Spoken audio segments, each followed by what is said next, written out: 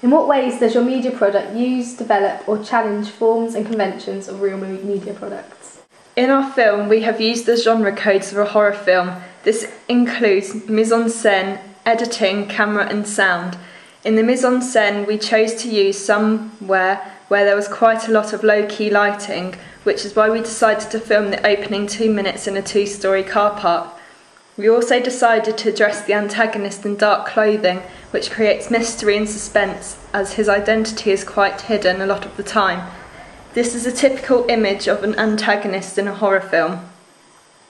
Whilst we were doing the editing, we decided to make the shots quite quick to build up the pace and create tension. We also used some sound. For example, the music that the protagonist is listening to in the car is a contrast to the music that we used once the antagonist is introduced. Once the antagonist is introduced, the non-diegetic sound becomes more repetitive and creates enigma by the range of pitches that are being used. We also used a range of camera shots, as this showed diversity of the camera shots that we are able to use.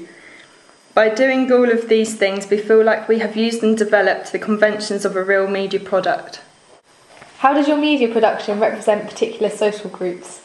In our film, the antagonist is male and the protagonist is female. This is stereotypical, as males are usually represented as more dominant and stronger characters in horror movies. The protagonist showed femininity in her image and therefore represented a stereotype that the audience can relate to. Both the female and male characters in our film are in their early 20s, which is the age of our target audience. We thought this would be a realistic age, as it's stereotypically males in their youth that commit crimes like the one in our film. What kind of media institution might distribute your media product and why? Our film, The Journey, would be shown on television channels such as Film 4.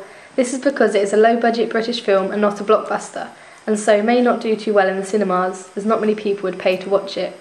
Our film would be completely British and could be produced by Tom Atkinson, who is a British film and TV producer, who has produced many films and music videos. He was involved in the production of The Hairy Hands, which is a ghost story based on the supernatural happenings around a road in Dartmoor in the UK.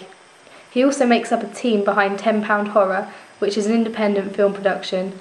His work has been shown on channels such as Film 4. This would be an advantage, as our film is also within the horror genre and would be aimed for TV viewing.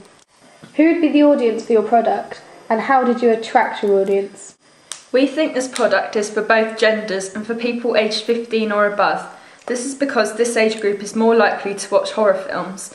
We attracted this audience by using the conventions of current horror films and developing them with some of our own ideas. For example, low-key lighting, quick cuts, close-up of people's facial expressions and point-of-view shot.